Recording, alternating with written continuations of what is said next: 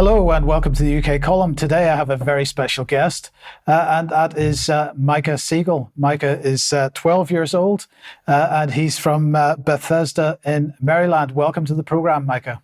I'm really excited to be here. Super. Now, anybody that's been paying attention may recognize the name Siegel because your father has been an interviewee on this program as well, and that's David Siegel.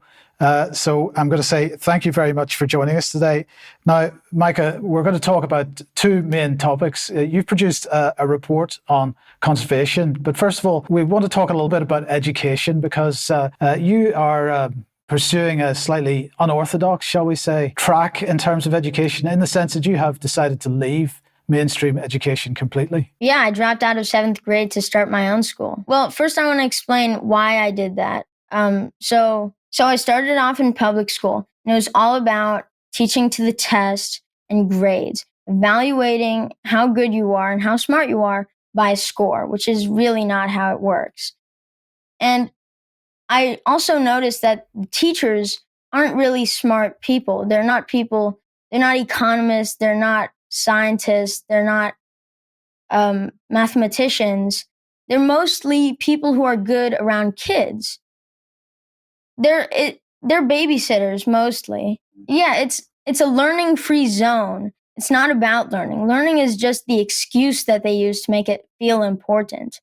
But it's daycare for kids while the parents go do their job and go to work. I think, Micah, I think that's really true. And in the UK, for example, they're now talking about offering school children the opportunity to come to school from 7 o'clock in the morning until 6 p.m.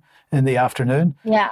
I mean, that's quite a day for a youngster. And it's just become so normal.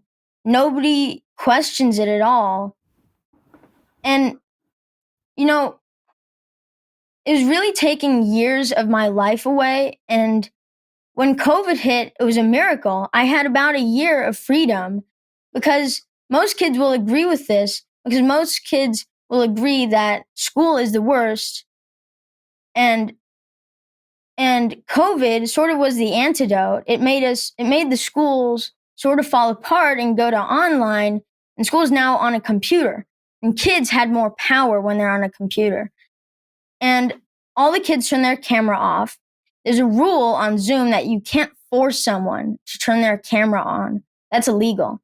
So all the kids had their camera off, and they were playing video games, the whole entire class. The only person who didn't, me too, the only person who didn't was the teacher. That was all year. I could be a kid, and I had so much more time. I felt like days went so much shorter because I wasn't just sitting in a classroom going, okay, class, go to page 35 anymore. And then when that was over, it was 6th grade, and in middle school, there's like 10x amount of tests and stupid scores. And also, COVID wasn't entirely over, but mostly. So they made 8-year-olds and up take COVID shots, which is insane. So I really couldn't handle it. And it's at this point, it's taken like 3 years out of my life so far, like 7 hours every day. It's terrible. And I thought, maybe if you pay money, maybe if there's a transaction, then the school will give you a real education. That's private school. But I realized something else, and I'll explain what I did. So there are about a dozen private schools in DC that are about $50,000 every year for middle schools. And I applied to one basically for fun, the field school. And I had to write an essay, which I decided was about the Hexaco personality test. Well, it takes into account 6 factors and makes a personality profile of yourself. I took that profile and made an analysis of that profile and wrote about it in the essay about how I thought my personality was compared to what the personality test said I was. And I got in. These are really hard to get into, just so you know. And I learned more about the school because I was just doing it for fun. I didn't really know much about it. I learned more about the school, and I realized where the $50,000 a year is going is to get kids into big famous colleges and universities. It's still tests and scores. The only difference is after you go to Harvard. But that's overrated. And so at the same time, my brother, Shai, found this new awesome school, the Socratic Experience. And it's online, but it works. And the motivation for learning there is learning because you're actually interested in learning. Learning isn't a chore. And the kids are excited to wake up on Monday morning and go to school. There are no tests, there are no grades, and it's not about scores. And the teachers are actually really smart. They're real economists, real scientists, and real mathematicians. And it's called the Socratic Experience. There's a lot of conversations and discussions, and there's lots of questions. What's a typical day like? Because I understood that you're mostly teaching yourself. Is that correct? Well, that's later. That's when I started my own school. Uh-huh. But anyway, now me and my brother were really enjoying this school for about half a year until summer break came, and then they gave us an assignment to read a book and write about what you learned in that book. Most kids were reading Alice in Wonderland and 12-year-old stuff, but I decided to read Jordan Peterson's 12 Rules for Life. I was always very inspired by people like David Goggins and George Carlin and Jordan Peterson and Simon Sinek. People who are changing the world, who are very smart and very hardworking. That changed me. I wanted to be just like them. But I didn't want to just play video games all day for the rest of the summer. That assignment was pretty quick. It took like 10 days. So I didn't want to just spend 3 months forgetting everything I learned for that half a year at the Socratic Experience. And I wanted to do a project that used my interests like school never could. My interest is animals. Ever since I was a little kid, I was fascinated by animals. I asked questions like, why do zebras have stripes? Why are giraffes' necks so long? Why can owls turn their head 360 degrees? I was very fascinated by them. And I always got really, really mad when I saw them being killed by humans. What do you think about them? What do I think about animals? I think animals are wonderful, and it also makes me mad when they're killed by humans. But I have to admit, Micah, I regret to say I am a complete carnivore, and so I do eat them. Do you have pets? Do you have any pets? Yes, we have a cat. We've had and you dogs. Don't eat those? No, Okay. I'm not. No. Me, my brother, and my mom are vegetarian, and my dad is vegan. So you could say the whole animals thing runs in the family. Yeah, but I heard a rumor you do like the taste. Yes, I do like the taste. And when I was at 11, I switched. So that was about a year ago. I switched. Actually, I'm turning 13 in 1 month. So 2 years ago, I switched. But before that, I was an evil carnivore. So I'm trying to make up for all the bad things I've done. You were taking part in the Socratic Experience. How did that then move on to setting up your own school? Well, so like I said, my interest is animals. And I wanted to do a project that used my interest like school never could.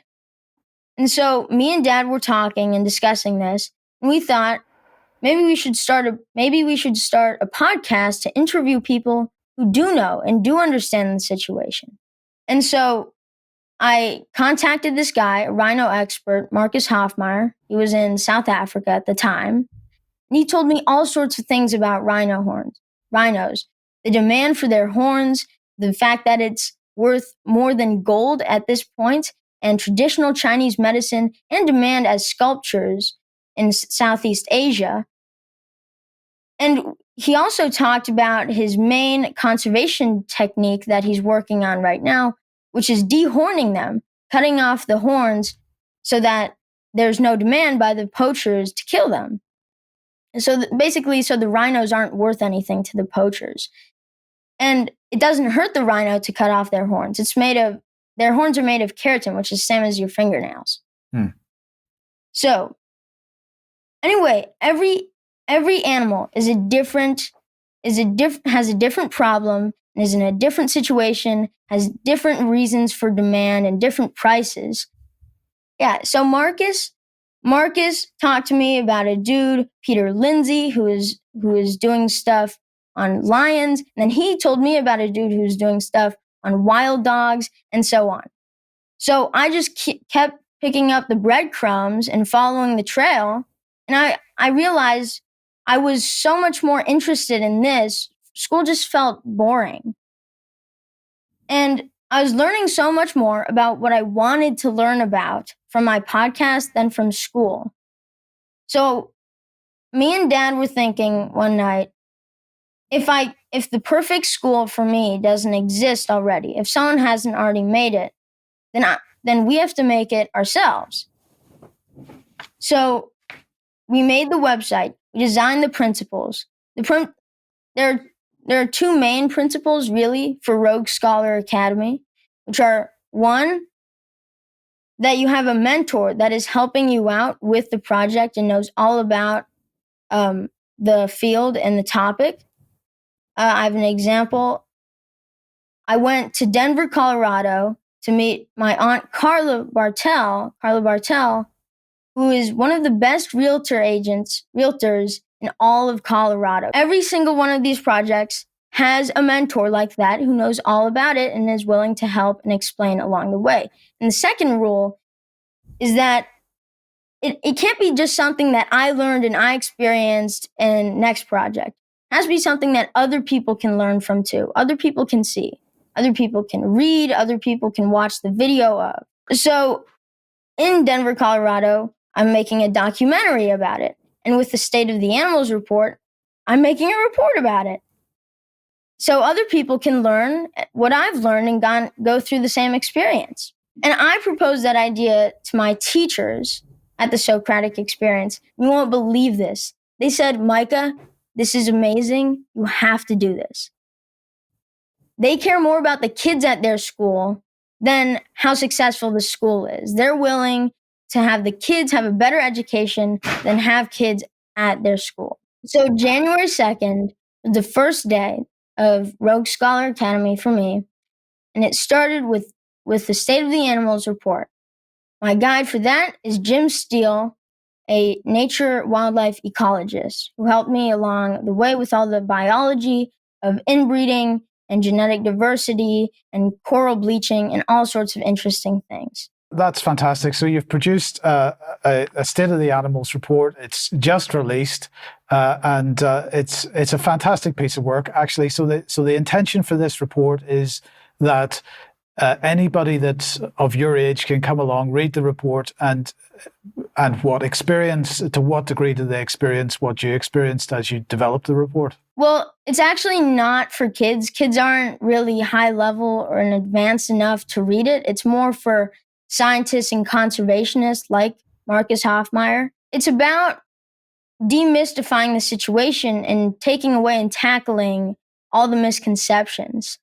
Like, since 1960, the polar bear population was 10,000 individuals. How much do you think it has changed since then?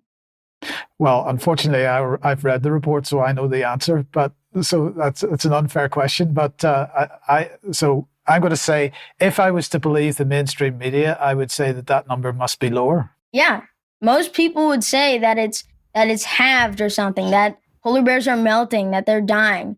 It's tripled. They have 30,000 now. And this is true for a lot of animals. And there's a lot of fear-mongering and misconceptions from marketing of conservation organizations because they're willing to exaggerate the situation to make you pay them money so they can do this conservation. To give one example, on your website, you're talking about the next 30 years, and you're talking about people living 10 years longer, but the population rising to 9.7 billion or so. That, of course, or will it how much pressure is that going to put on the natural environment? I have this part in the Habitat Loss chapter about Jesse Ausubel, which Jesse Ausubel had this talk where he called Nature is Rebounding, where he says actually that we have passed peak farmland, and farmland is now shrinking because technology is advancing so rapidly that we need less farmland to make the same, if not more, crops. So with technology, as technology advances, it'll become more efficient to house 9.7 billion people and all the things that they do. But the population will go up. But I think it'll level off pretty well. I think it'll stay about the same. Yes, I think one of the things that you were talking about in the report was deforestation. And I suppose one of the things that worries me a little bit is that if we look at the UK and Europe and the United States, we're seeing lots of pressure on farmers to reduce farming and to return a lot of farmland back to rewild a lot of farmland. But of course, we have growing populations still in these countries, and therefore we need to still maintain some degree of food production. But actually in the UK, as an example, we have lots of food being imported, and it's being imported from some of the countries that you're talking about in your report that are experiencing massive deforestation. And I suppose my worry there is that situation is not going to improve because we are significantly reducing our food production locally, while the technology isn't quite there to support the population at the rate it is growing still in our country, for example.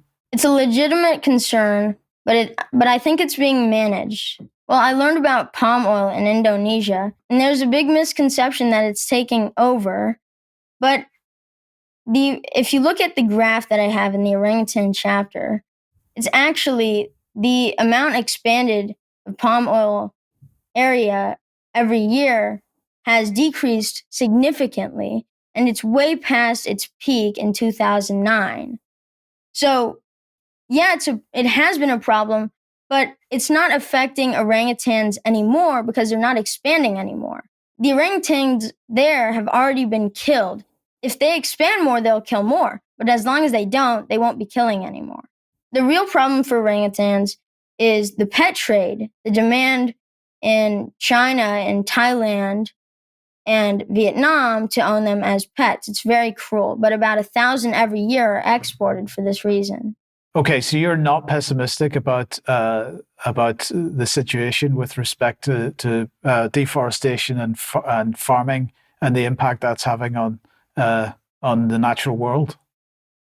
Mostly, I think. As the quality of life of people increases, so does the outdoors. Because once their lives come first, once they've dealt with all their basic needs, food and water and home, then they think about helping other people and the environment. Now, one of the other things in the report that I was interested in was elephants, because, of course, in recent weeks we've seen, was it Botswana talking about Germany sending elephants to Germany in a comment about the German government talking about hunters going to Botswana.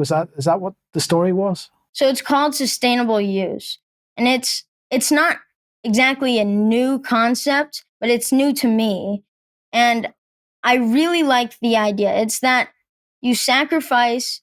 Well, conservation is all about money. And the more money you have, the more elephants, for example, you can make and protect. And elephants happen to be a really, really good way to make money. You can get about $100,000 for one trophy hunt of an elephant. So that's what Botswana is doing. They're sacrificing 0.25% of their elephants trophy hunting, specifically older males who have finished reproducing, and taking those millions of dollars they get from those elephants and spending it on protecting the 99% of the elephants left. But it's designed so that the people manage it, not the government. And that way, there's an incentive to stop the poachers from getting the elephants for the ivory. selling ivory is still illegal from sites, so they haven't been doing that yet. Sustainable trade is another thing and has a lot of problems. For example, the certification problem, and also there's counterfeit that they can do. A lot of people will be surprised that you've said that. I know someone who was providing the oils for the Harry Potter films, but in his previous life, he was responsible for looking after deer herds in the UK, and he would, as part of his job, cull a certain number of deer every year in order to maintain the population at a reasonable level, but also to remove the sick and the injured from the population. And he was very clear that this was exactly the right way to manage herds. And that seems to be pretty much the approach that the people in Botswana are taking. Is that right? It's about the economics. Let's look at Kenya, for example. Kenya's system doesn't allow any trophy hunting, any trade at all. Well, the other one doesn't. But it's all about law enforcement and making rules, lots of rules. They don't believe in sacrificing a bit of elephants to make money to make more elephants. That just seems wrong, and they're a bit stubborn. In Kenya, they went from having about 150,000 elephants since the 1950s to 15,000 elephants. And in Botswana, they went from having about 15,000 elephants to 130,000 elephants. So they have opposite approaches and opposite results. That is a fascinating statistic. Is there anybody in the conservation world that is recognizing that and commenting on it? Lots. Many people are just stubborn and just don't believe in killing animals, even if you're killing animals if you don't kill that animal for trophy hunting. Many people just won't get over the fact, won't get over the killing part, won't get over the trophy hunting. But it's becoming, sites and the IUCN and lots of organizations and conservationists are becoming more and more aware of it every day as more and more conservationists like Grant Folds, like Brian Child are talking about it and working with it. And as the number of elephants goes up, and as the overpopulation of elephants in Botswana becomes more and more of a threat, countries have to allow the taking by the trophy hunter of the trophy of the elephant, like the head or the tusks, back home. Many countries don't, and that stops the trophy hunting from being so valuable. So Botswana is working on PR and marketing and getting this out there to change that. Yeah, and as you said a second ago, they now have an elephant population that is growing so large that it is becoming a bit of a problem for them, and the elephants are damaging crops and so on. So, on the long term, what are they saying? They are really relying on the expansion of this new business. Is that right? It's really hard to move elephants. You know how the president of Botswana threatened to send 20,000 elephants to Germany? That's not happening. That was a lie. It would cost maybe $100 million to do that.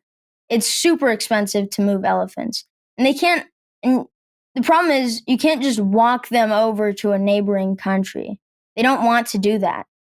They're happy in Botswana. Mozambique is a country that has the opposite of ideas of Botswana and will most likely just kill the elephants. The government will take the money instead of the people owning the elephants.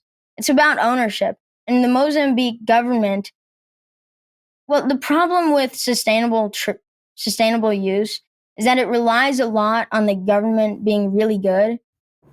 And most countries aren't good enough to do sustainable trade, sustainable use, and support it well, like Botswana has.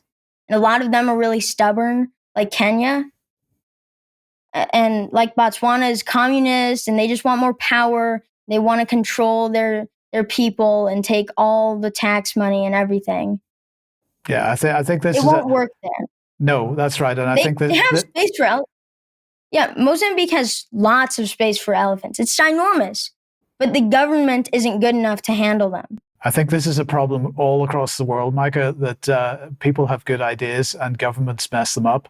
And governments just tend to get in the way of good ideas in general. So, unfortunately, it seems to be a rule that a good government is needed for anything to happen these days. And sadly, we don't have very much of that around.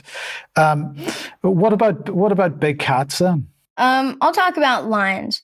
So lions have this sort of designed life cycle that it's called canned hunting.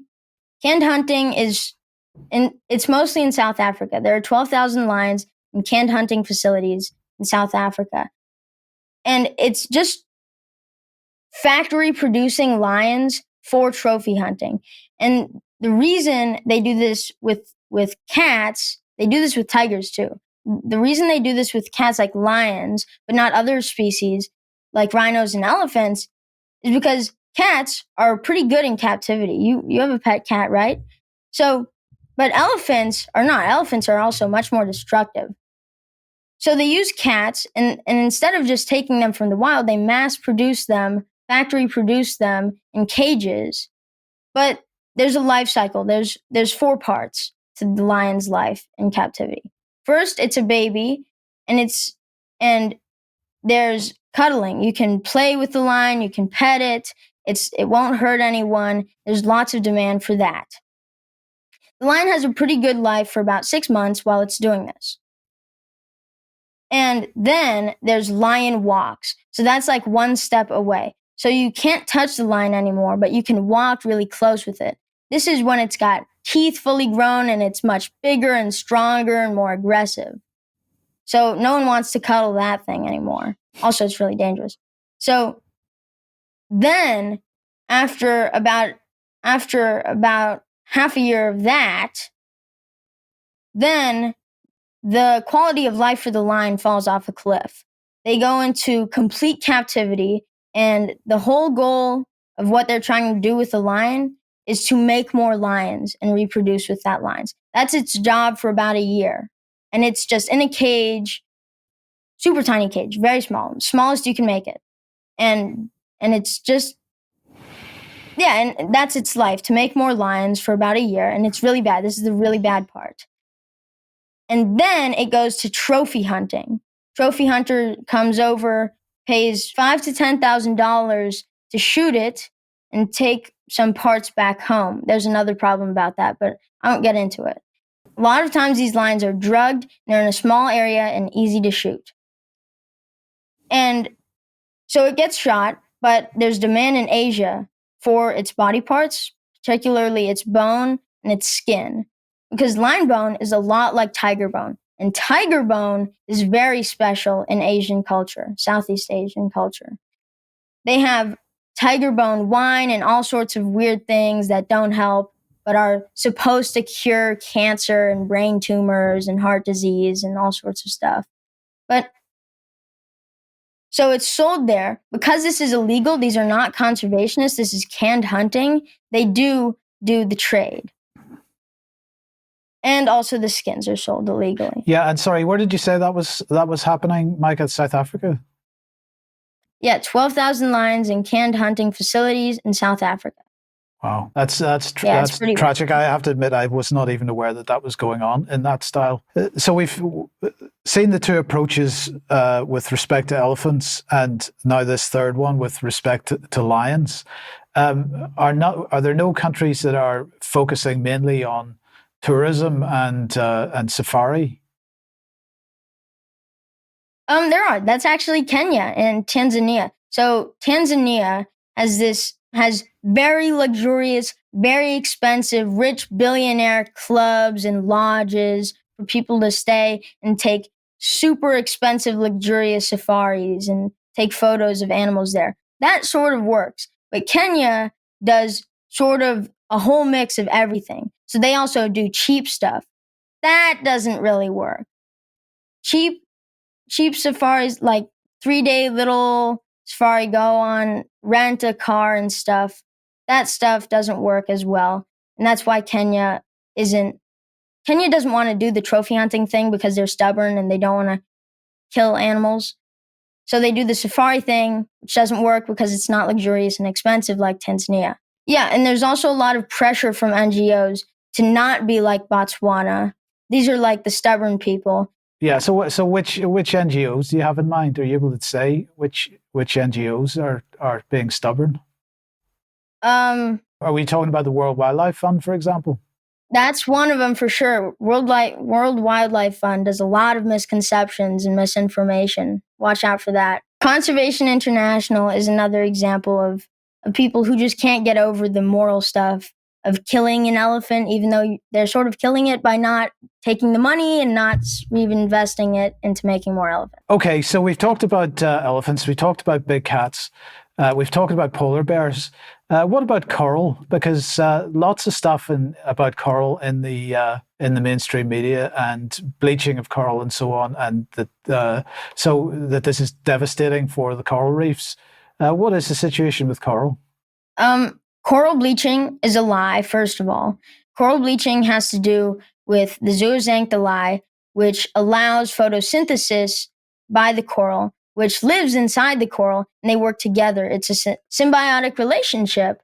And the corals switch out which zooxanthellae they have, depending on different factors. Right, sorry, hold on, just let me interrupt. You said zooxanthellae, is that correct?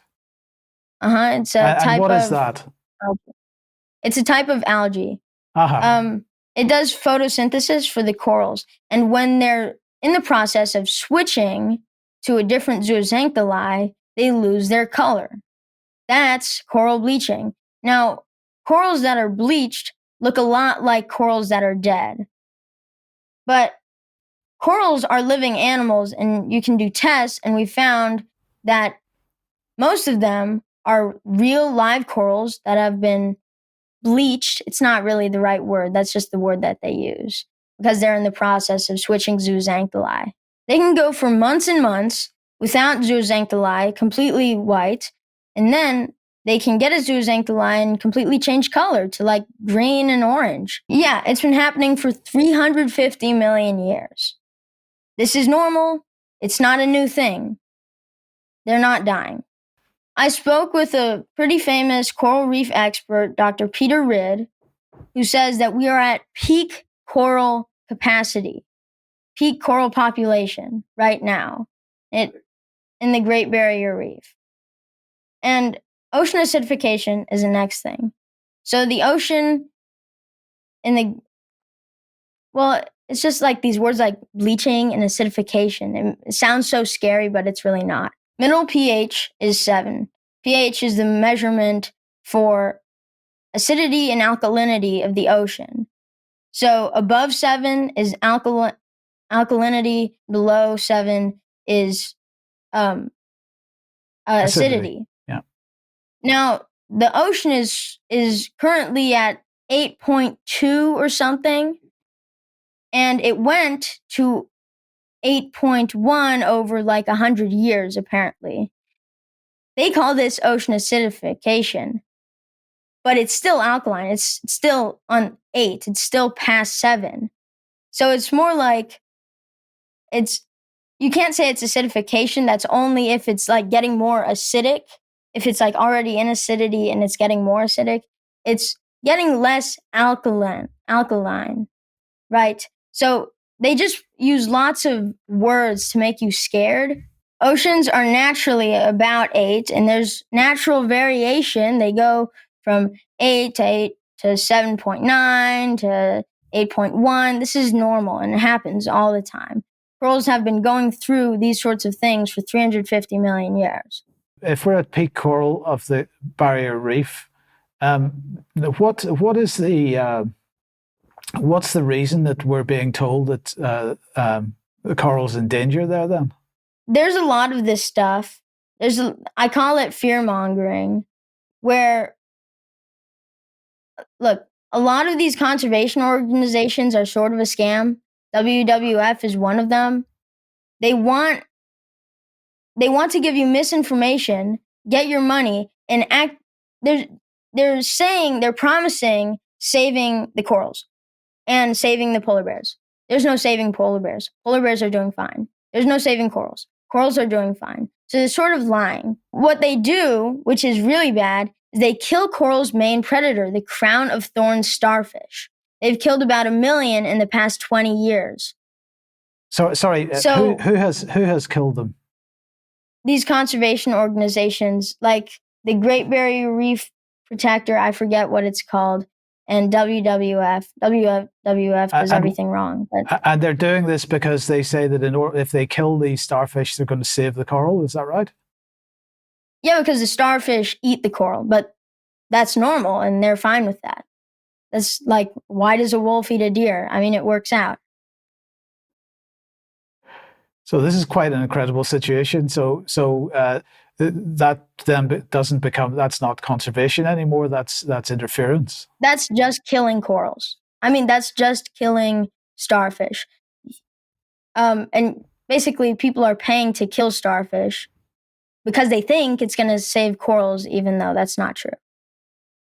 It's about money. It's all about money. Conservation is filled with corruption and money and bribery. So how do people make a judgment about who is a reliable voice in the conservation world? Critical thinking and reading my report. Okay, that's a good answer. I have a question for you, Mike. Have you eaten fish and chips lately? No, I don't eat fish and chips. I have eaten chips recently, but I don't eat fish and chips. Yeah. Well, anyway, I know people in London and UK are going to see this and they eat fish and chips. Absolutely. So there's a pretty high chance that they've eaten shark meat, because shark meat is actually one of the cheapest fish meats on the market right now. How many sharks do you think are killed every year? I have no idea how many sharks are killed every year. 100 million. Yeah, that's a big difference between 450 rhinos or 20,000 elephants. This is one of the most trafficked endangered species. Well, it's a lot of species, actually. Right. Basically, the most trafficked and killed animal we discuss in the report. So this is quite interesting because everybody will have heard of shark fin soup, but I certainly hadn't heard that people were being sold shark meat as opposed to cod or haddock. Yeah, because it's so cheap. There's been a law that's passed that if you want to get shark fin soup, you can't just take the shark, cut the fins off, and throw it back in the ocean. You have to take the whole body. So what are they going to do with all this shark meat? They're going to sell it to fish and chip shops. And they're going to use this at a really cheap price. Because they don't want the meat. It's in cat food, dog treats, all squalene. Yeah. Wow. Okay, well, I have to admit, this is something I'm learning in this interview, Micah. This is fantastic. Okay. And what are conservation organizations saying about this? Yeah, I mean, you can't commercialize these animals like sharks and pangolins. You can for elephants and rhinos and lions and tigers, but there's just no demand. Yao Ming made this advertisement video with WildAid and the message was to stop eating shark fin soup. And he showed the whole process of cutting off the fins and everything, and how ugly and evil it is. And this worked. It reached hundreds of millions of Southeast Asians. It went from a social status to be eating at fancy dinners and parties to antisocial status. It made you look really bad and evil and mean because Yao Ming reduced the demand. That's one of my beliefs. And most people are reducing the supply, but reducing the demand ends it forever. The report is really fantastic. We're going to obviously provide a link to the report in the write-up underneath this video when it goes out. Now, the question, Micah, is what comes next? Actually, right now I'm in school, and I want 10 million people to download this report. I'm not done. This report is worthy of 10 million people seeing it, I think. I'm really passionate about it, and I need to know how to do PR and marketing to make it come true. So can you tell me a little bit about how to do that? I don't know. Can I? I think if you do interviews like this, Micah, you're well on your way to getting the interest and getting 10 million people downloading this report. And there's plenty of little excerpts that you could take from this interview and get out on social media and so on. But you know, in the process of describing your education, you're also talking about mentors, and so you know you can use this to approach people that have a higher profile than you do as a 12-year-old, and encourage them to take that to their following. So you know, that those would be my suggestions, just off the top of my head. How do I get on Joe Rogan, do you think? Speaking of interviews. That's a very good question. Just start bombarding him with requests. Come on, Joe. Here's a topic. Okay. I'll try that.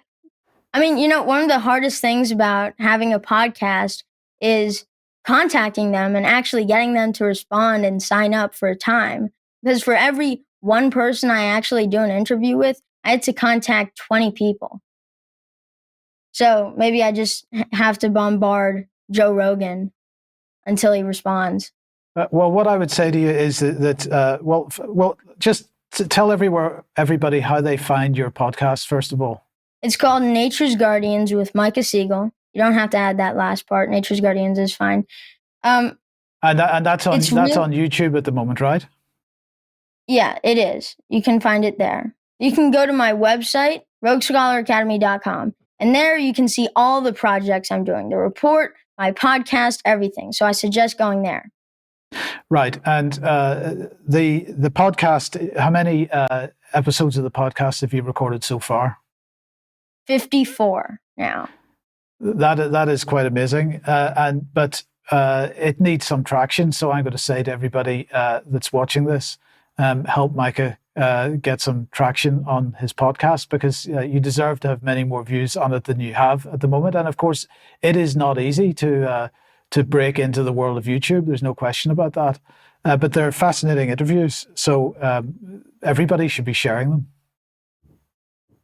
Thank you. Thank you so much. So my next project is R0. It's reducing the demand for rhino horn to zero.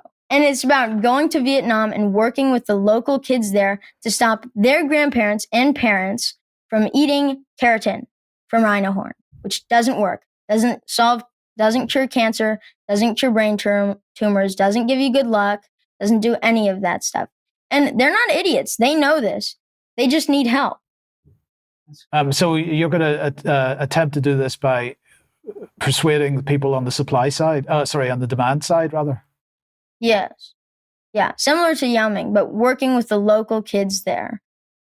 Okay, but there's something else you're going to do as well in early 2025. I got a $10,000 grant from Tyler Cowan from Emergent Ventures. I'm going to make a documentary about rhinos in South Africa, and then I'm going to actually fix it and work on it with kids in Vietnam about reducing the demand. Right. So you've managed to get hold of a $10,000 grant. Really well done for doing that. You're heading off to South Africa and Botswana to do some documentary making, and then you're going to Vietnam. I've got that the right way around. Yes. Yes. I half stupidly put my $10,000 into Bitcoin, and it went way up to $30,000. Oh, well, congratulations. The timing was perfect. Yeah. I hope you don't have to pay too much tax on that. I hope so too. I have one more question about you people in the UK. Go for it. One request. So Ricky Gervais is there too, and he's a famous dude who also cares about animals and can help me get publicity and PR and marketing and really get 10 million people to read my report and watch my videos and change the demand and help rhinos. So if any of you guys know him and can connect me to him, please do that. That'd be amazing. Okay. Well, I think that's a great place to end for today. So Micah, thank you very much for joining us today. It's been interesting. I mean, it's just been an amazing conversation. And we will see what the response is. I mean, I think it's going to be a really great one. So thank you for joining us. Thank you. Okay. That was awesome. Thank you. Yeah.